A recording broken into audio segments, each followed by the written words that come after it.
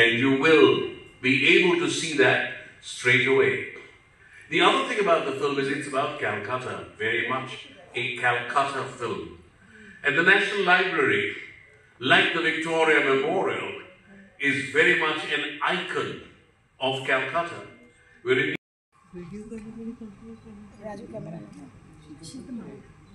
So today we don't have all of the cast and crew, but we are very delighted and humbled to have some of them. We have one and only Ashok Vishwanathan. He has played a very, very pertinent role and a very important character. দেখো বলার মতন যদি হয় সেটা বলবো যে প্রায় 3 বছরের দীর্ঘ পথ অতিক্রম করে আজ আমরা এখানে এসে দাঁড়িয়েছি। আজকে আমাদের এই ছবিটা এটা তৃতীয় স্ক্রিনিং আমাদের, তাই না? তৃতীয় স্ক্রিনিং এবং খুব দীর্ঘ পথ অতিক্রম করে আজ এখানে এসে দাঁড়িয়েছি। আমরা খুব সুন্দরভাবে যত্ন করে বানিয়েছে, বাসক অসাধারণ ক্যামেরা করেছে, কারণ খুব ভালো এডিটিং করেছে, আমাদের বন্ধুরা তারা আসতে পারেনি এবং রূপসা প্রচুর সংগ্রাম করে এই ছবিটা আজ এখানে দাঁড় করেছে। আমরা বলে থাকি বাংলা ছবির পাশে দাঁড়ান, সাইডে দাঁড়ান, কিন্তু এরকম ধরনের ছবির পাশে খুব একটা দর্শকের সাপোর্ট তো পাওয়া যায় না, কিন্তু তাও স্বতঃস্ফূর্তভাবে হলে মানুষ আসছে। ছবিটা আবার হলে আসছে 12 তারিখ থেকে এবং সিরাজ যে নাম ভূমিকায় ফিরোজের অভিনয় করেছে, অসাধারণ অভিনয় শৈলী দেখিয়েছেন, কারণ উনি অভিনেতা নন, উনি প্রথমবার অভিনয় করছেন ক্যামেরার সামনে। খুবই প্রশংসনীয় অভিনয়।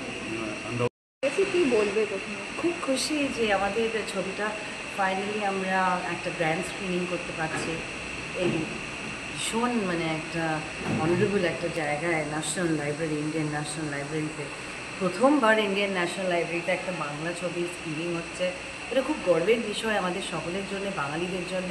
অ্যান্ড আমার জন্য এটা খুব গুরুত্বপূর্ণ একটা কারণে আমি এটা এখানে স্ক্রিন করতে চেয়েছিলাম, কারণ ন্যাশনাল লাইব্রেরিতে আমার দাদু শ্রী চারুচন্দ্র গুহ, ওনার বই আছে, উনি ডিকশনারি লিখেছেন কয়েকটা, আর অনুবাদ করা বই আছে ওনার, অনেকেরই অরিজিনাল কিছু রাইটিংস আছে, অরিজিনাল যেই পুঁথিগুলো এখানে আছে, আর অ্যামাজনেও আছে, অনেক অন্য লাইব্রেরিতেও আছে। কিন্তু এটা আমার কাছে ভীষণ গর্বের বিষয় যে আমি এই বিকেলটা এই স্ক্রিনিংটা যেন ওনাকে উৎসর্গ করতে চাইছি, এই ইভেন্টটা শুধুমাত্র ওনার জন্য। বিভিন্ন ভাষায় আছে ছবি, হিন্দি আছে, বাংলা আছে, ইংরেজি আছে এবং কেন্দ্রীয় চরিত্রে একজন পারস্য দেশের মানুষ, পার্সি, যার নাম এই ছবিতে ফিরোজ, অভিনয় করেছেন সিরাজ। তো এখানে যে it's been a very interesting experience doing this film. It's my first film. I had about 36 hours to prepare, and it's based on, it's a fiction film, but it's based on reality to a large extent, and it's all about nostalgia, going back to the past, my love for art and antiques, and আজকে স্ক্রিনটা খুব special, কারণ এটা যেখানে হচ্ছে, this is a historic place, national library. তো আজকে স্ক্রিনটা খুব স্পেশাল। আজকের অডিটোরিয়াম মুভিটা দেখে আরও ভালো লাগলো, কারণ আমরা প্রেমিয়ার লেক মলে দেখেছিলাম, কিন্তু এই অডিটোরিয়ামে এই মুভিটা দেখে আরও ভালো লাগলো এই কারণে যে this movie is olden days type of movie, যেখানে পুরোনো দিনের কথা, পুরোনো দিনের গল্প, অ্যান্টিক্স, এইসব সাবজেক্ট এই মুভিটা। তাই এই আজকে এখানে দর্শকদের উদ্দেশ্যে কী ব্যাখ্যা দেবেন? দর্শকদের উদ্দেশ্যে বলবো, এই মুভিটা দেখলে আমরা আজকাল কিন্তু একটা ভাবি, এই মুভিটা খুব open to interpretation through out the movie, the climax, তাই একটু ভাবাবে এই মুভিটা। কেমন লাগলো? প্রথমত নামটা বেশ সুন্দর, কেমন আছো Firoz, how are you Firoz, এই নামটা এর অদ্ভুত নাম।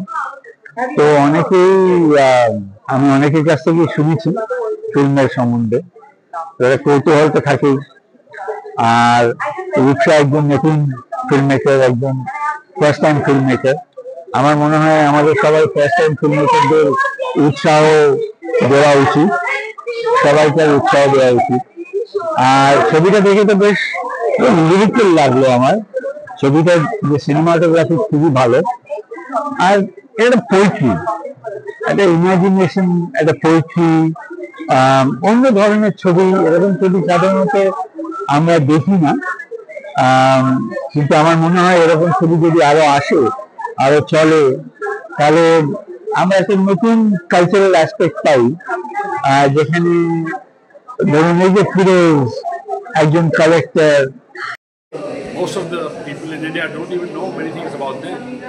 So it's a great platform for them to understand how the Parsis are and they within themselves.